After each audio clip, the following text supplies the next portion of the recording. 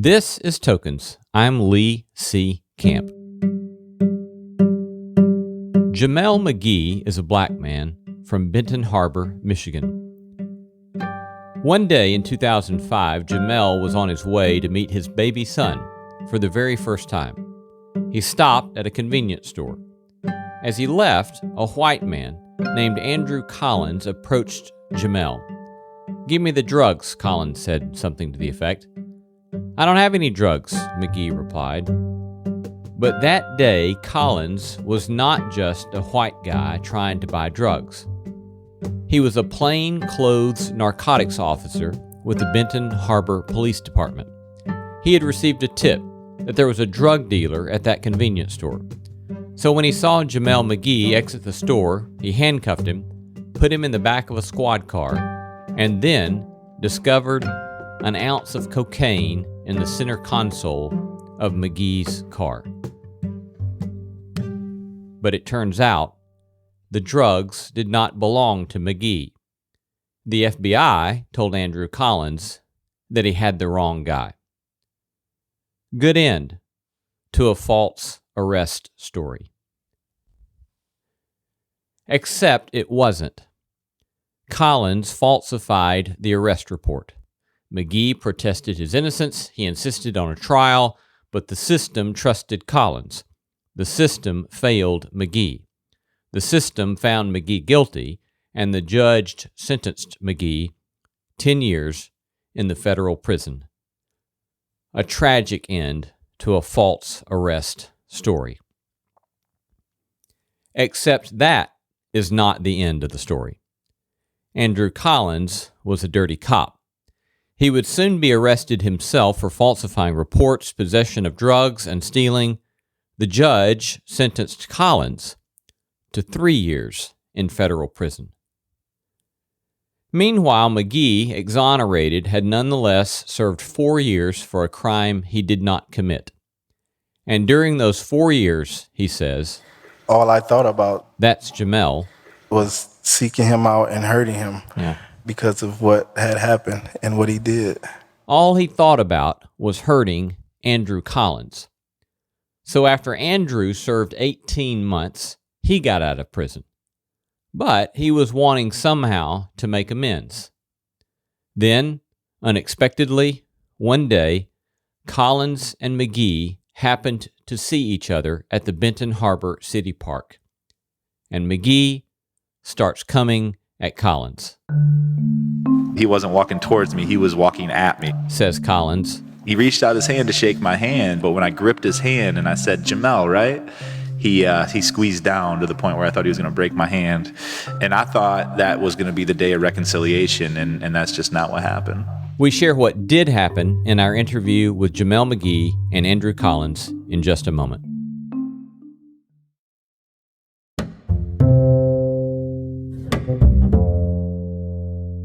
Jameel McGee was wrongly sent to prison. Afterward, he would be homeless for a season. While still homeless, Jameel began working at a nonprofit. It turned out he found himself working alongside the most unexpected of people, you guessed it, Andrew Collins. Andrew himself was there trying to make his own life right, owning his wrongs. Slowly, as you'll hear in their interview, Andrew and Jameel became friends. Friends enough to write a book together and travel together. There are two things I would like to say about this episode before we go to the interview. The first one is this. In this time of social upheaval, we have continued to see the strange fruit of injustice and the bitter fruit of broken social systems. As a white man, I want, at a minimum, to make sure I keep listening, keep acknowledging, keep bracketing my own privilege by letting others speak, even when it makes me uncomfortable. The second thing I would like to say pertains to one of our show's purposes for existing, doing theology in public. An interesting thing happened while producing this episode. As I listened to the interview, I found myself wanting to edit out some of what we ivory tower types in all our flowing gown snobbery sometimes call God talk. Then the irony hit me. If I were to edit out some of the God talk, it would be a classic example of a white man silencing a black man's speech. A classic example of cultural appropriation. A white man asks a black man to tell his story, then edits it, appropriates it for his own purposes. Then there was also this, that this podcast is actually a podcast about doing theology in public. Theology, you will remember, is literally God talk. So here we are, a podcast about doing God talk in public, and I'm considering silencing some of the God talk just because I don't want others to be put off by it. Then there is this final irony. We live in a historical moment in which much public religion is fueling hostility and contempt. Here, though, we have two men, one white, one black. One, a once corrupt white police officer, the other, a once wrongly imprisoned black man. Yet they have become friends, not by being naive, not by refusing to tell the truth, but by telling the truth as they understand it, telling even truths hard to hear, hard to be told, and sometimes hard to listen to. So then, I hope you will, along with me, sit through any discomfort of whatever sort you may encounter and listen. Listen for the truth, beauty, and goodness that there is here in this tragic story. Please welcome Jameel McGee and Andrew Collins. Hey. Jameel, you're from Benton Harbor, which is a pretty tough place. Yes. I'm from Alabama, which can be its own kind of tough place. And I'm a pacifist, but I also have this kind of violent Alabama streak in me, in which I don't like people to mess with me, and I don't like people to mess with people I love. And I kind of have this sense that if I were in your shoes, there would be still days I think I might wake up and want to kill Andrew. What's it like for you now, years into this process of having to deal with losing 4 years of your life to prison and being wrongfully charged and losing your voice? What it's like now, it's a lot better now. At that time, it was rough for me. I was dealing with a lot mentally because of this situation. And what gets me through is the help of God first and foremost, and also wanting something different for my son. Early on in prison, you feel all this rage coming out at you for wrongful imprisonment, and you get in these horrific fights, which you always win, but you realize that it's that rage and that you're kind of fantasizing about punishing. And in the midst of the rage in those fights, I didn't see those people for who they were. I saw Andrew, because that's all I thought about was seeking him out and hurting him because of what had happened and what he did. So Andrew, what was the process like for you when you get out of prison yourself and then you two meet? What's that early experience like for you in beginning to deal with what you've done? Once I got caught, I started very quickly getting myself back. Like, I didn't wake up one day and say, you know what, I'm going to be a corrupt police officer. It was kind of this slow fade of giving away my integrity. So it was almost immediate after I got caught that I started kind of getting the old me back, getting really who I was back. And so I had this radical encounter with Jesus throughout this entire these circumstances. And while I was in prison, I really felt like God was calling me back to Benton Harbor to be reconciled with people. My wife thought I was crazy. My pastor thought I was crazy. Everybody said, you just need to flee. You need to stay away from there. But I really felt like God was calling me back there. So in 2011, after I'd been out for about a year, I was in Broadway Park, which is the south side of Benton Harbor, and there was an outreach event going on there, and my church was hosting it, and I was there, and I was willing to have conversations with people, and one of those people ends up being Jameel, and he came at me through the crowd. I tell people he wasn't walking towards me, he was walking at me, and he reached out his hand to shake my hand, and I thought, okay, this is that reconciliation I'm looking for. But when I gripped his hand and I said, Jameel, right? He squeezed down to the point where I thought he was going to break my hand. And And I thought that was going to be the day of reconciliation, and that's just not what happened. So. You all tell a story in your book about how this is obviously deeply personal, but it's also a story that's deeply social. Yeah. And you talk a lot about the ways in which your personal experiences are a consequence of social dynamics and powers that are greater than you. And there's lots we could point to, but one that especially comes to mind is that, Jameel, you were charged with possession, 1 ounce of crack cocaine, wrongfully charged, but convicted nonetheless, and sentenced to 10 years in federal prison, correct? Yeah, correct. And Andrew, you were charged with a variety of charges, which you admitted to doing, including possession, including stealing, including corruption, falsifying reports, and you were sentenced to, what, 3 years in federal prison? 3 years, yeah. So what do you make of these discrepancies just in sentencing, for example? You look at the case, and Jameel and I had the same exact judge. I lied in front of that judge in Jamel's case, and then I had to answer to that judge once my case came up 2 years later.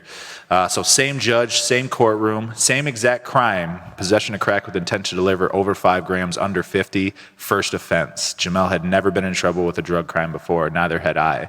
I admitted guilt. He fought it all the way to trial, and at one point the judge told him, "You have wasted this court's time. It is obvious you are guilty, and I am going to sentence you to the maximum of my ability." So he was sentenced more harshly because he chose to use his right to take it to trial, because he knew he was innocent. So I look at that now, and you know, back in 2005, 2006, when this is all happening, you know, social justice, unfair sentencing guidelines, we weren't talking about that stuff, right? We were living it. And now you look back on it and you say, how in the world could that even pass? So if me as a white man can see that happen and say, you know what, it's just a coincidence that all happened. If we continue to stay ignorant to the problems that are in front of us, if we continue to walk away from these conversations because it's convenient for us as white people too, then we never step into a place where we get to help our black and brown brothers out, and sisters too. And these same systemic issues continue. And Jameel, this was not your first instance of having to deal with unjust treatment at the hand of the system. Is that right? No. No, it wasn't the first. And it definitely wasn't the last either. And you say in your book that your sense in that experience was that you were not innocent until proven guilty, but guilty until you could prove your innocence. How did that shake out? Yeah, it was hard, and I still couldn't, no matter what I tried to prove my innocence, it was just unheard of. Nobody wanted to hear that. It was rough for me to know that, like, everybody just thought I was guilty right off the bat without even a question, not even talking to me. I was just guilty. Even my family thought I was guilty. And they believed the officer, you know, just like the judges and the prosecutors and everybody else. They believed what he said. And just because he said he saw me with the drugs and putting him in the center council, everybody took that and just ran with it. It was like, okay, yeah, he's a drug dealer. So those times for me was just, man, it was just rough. And I just felt backed into a corner, and I just had to ultimately just deal with it. So what makes it possible for the extension of the kind of forgiveness you've extended? And Andrew, on your side, what makes it possible to receive that kind of forgiveness that you've needed to receive? First, this situation was hurting me further because I was hurting people in prison because I was hurt. And that was the only way I could deal with it. And in the midst of that, I wanted to do something different first for my son. I wanted to give him something positive to look up to. And with Andrew, with him, it was just like, God forgave us before me, even before I was born. who am I to hold this thing against him? I didn't have no control over the situation at all. So that right there alone was enough for me to just walk away from the situation and just leave it alone. But to actually just really, really fail to let this thing go was, I had let it go already, you know what I'm saying? Because it was eating me up inside. I've had thoughts of hurting myself because of this thing. But the most thing that was intriguing, that Andrew came forth and admitted his wrongs. And not only did he do that, when I did see him, he was straight apologizing. So that apology and his willingness to stand up and step forward and say, hey, I wronged this person. And it didn't matter at that point who I was or what color I was. He was being a man and saying, I wronged this person. And that ultimately helped and is helping in the process of forgiving. Yeah. Yeah, and I'd say for me, like, receiving the forgiveness is, there's been several times, almost like layered apologies for me and Jameel. The original time was just like this blanket apology. Like, I was an awful human being. I did really bad things, and I know I did, and I'm so sorry that I did those things to you. No justification, no minimization. There's no reason that I can give you as a reason why I did what I did. All I can say is I'm sorry. And then as we got to know each other more, I started to see how my actions had affected him. You know, when we came back together, when God brought us back together through that nonprofit, Jameel was homeless at the time. And there was this place where I came into this realization that had he not had to walk through what I did to him, he may not be in that place of homelessness at that point in his life, because he didn't have that long break that he had to rebuild from. So that was another conversation we had to have, where I had to say to him, man, I'm so sorry. And he's so grace-filled towards me. He's a reminder of Jesus in the flesh for me. And then there was a time we were working on the book, and he was talking about how his family didn't believe him. And it wasn't until I came out, after we came back together, and our local paper did a story where I admitted everything I had done, that his mom came back to him and said, you know what, I'm sorry I've treated you like this for all these years. I really thought you were a drug dealer, but now that he said that he lied, I believe you now. And it's like, man, not only did I take your freedom away from you, but I took your voice away from you. Like, that hurt. So I said to him, you know, like, I need to apologize to you again. And I think he's getting sick of me apologizing to him, but it's like these layers of realization of how much I hurt him in that action.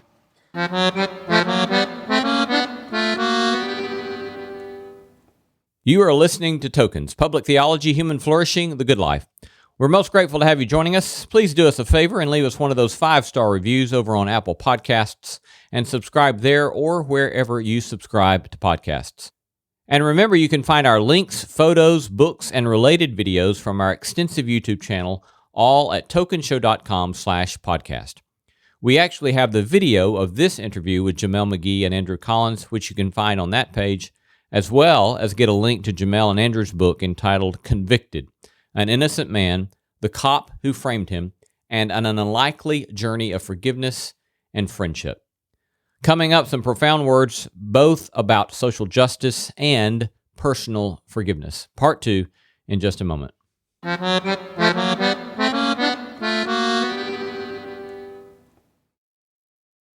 You are listening to Tokens and our interview with Jameel McGee and Andrew Collins.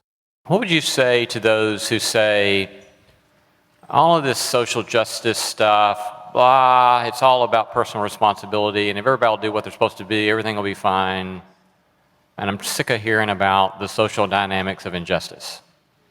What's your kind of quick 1 to 3 sentence response to that? They're sick. Something's wrong. They got a cold, a flu, or something. Because if you're blind to the injustice, then you just don't want to see it. You're content where we are. You're just content with where we are. Yeah. And I would add to that as a white human being, to my brothers and sisters from Caucasia, we have the privilege. This is not a real place. Don't Google it. We have the privilege to walk away from these conversations because we get uncomfortable. I've told Jameel, now that we hang together and we travel together, I used to think black people were paranoid till I started hanging out with him. And I've seen the way that he's treated differently than I am, so it's given me a racial awakening. But in my awkwardness, in my whiteness, I can choose to walk away because it's tense and I don't really know what to do with it. And if I don't have answers, I don't want to deal with it. I have the privilege to walk away, but I leave my brother still in that place where he has to deal with it. So to my white brothers and sisters, educate yourself. Learn about the terminology you're hearing. Don't just glaze over and say, I don't know enough about it. I don't want to deal with it. Racism is over. Slavery is over. That's so easy to say, but the systemic leftovers that are still there, we have to deal with, and it has to be in this generation. That was about 8 sentences. I'm sorry. Well, yeah, we'll let you slide with those because they were so good. A lot of run-ons too. Yeah. So the personal dimension. What do you say? What kind of counsel do you give to those who are struggling with their own bitterness and their own hurts of what others have done to them, who can't find a way to let go, or who have the heavy weight of things they know they have done to others and they don't know how to deal with that? Okay.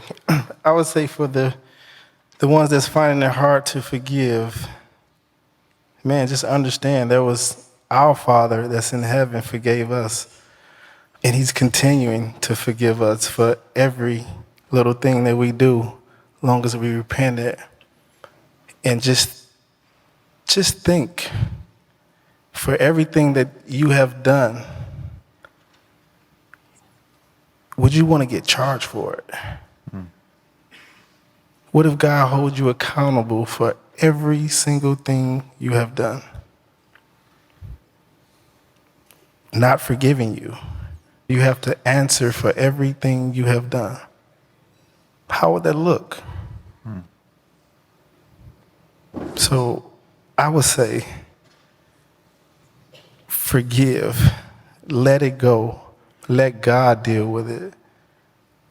In my case, this was killing me, literally killing me.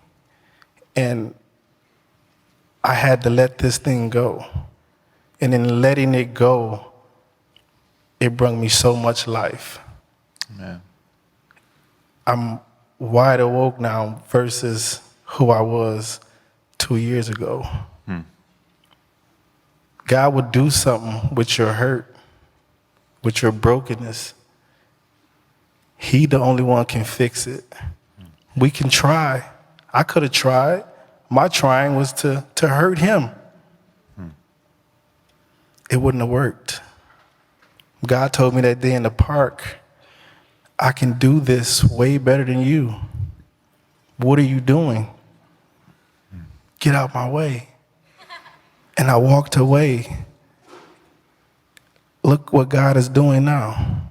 Amen. So I urge you to let that thing go. No matter how deep, no matter how bad you think it is, it's all the same to him. Give it to him.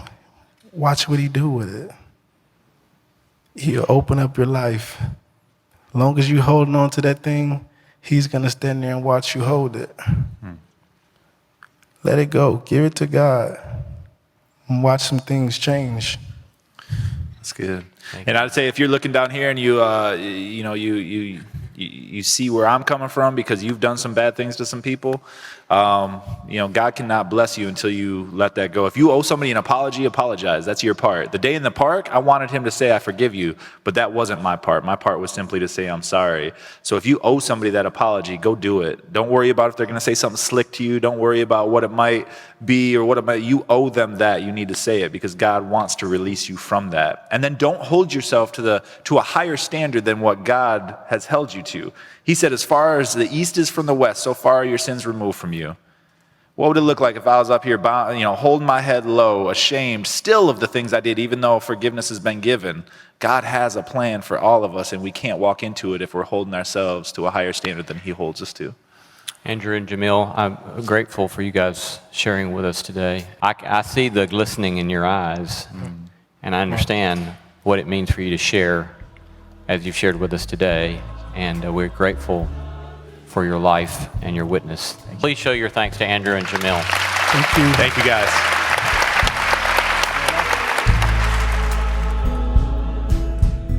Land me at thy throne of mercy, find a sweet relief,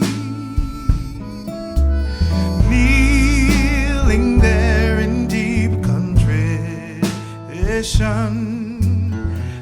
You've been listening to Tokens, Public Theology, Human Flourishing, The Good Life.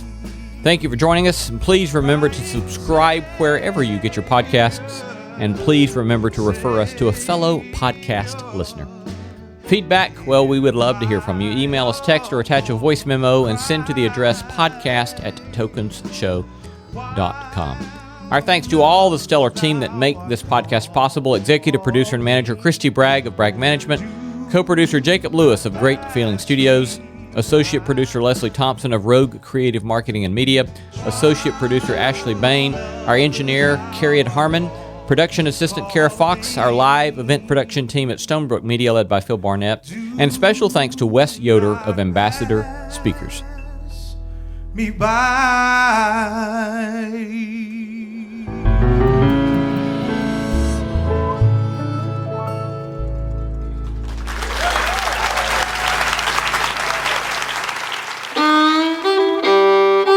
Thanks for listening, and peace be unto thee. The Tokens Podcast is a production of Tokens Media, LLC, and Great Feeling Studios, both in Nashville, Tennessee.